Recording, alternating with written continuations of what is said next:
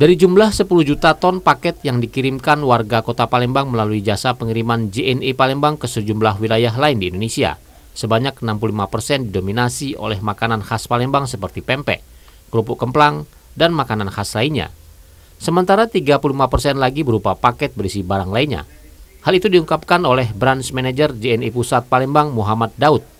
Menurutnya pengiriman barang keluar Kota Palembang didominasi tujuan Jabodetabek. Untuk mengakomodir pengiriman barang jelang lebaran itu, bahkan pihak JNE Palembang membuka gerai selama 24 jam.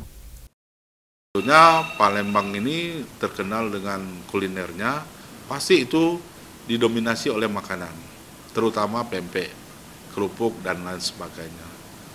Ya kalau berbicara presentasi, tentunya makanan itu antara untuk saat ini sekitar 65 sampai 65-35. 65 itu sudah makanan dominasinya, 35 barang-barang yang lain.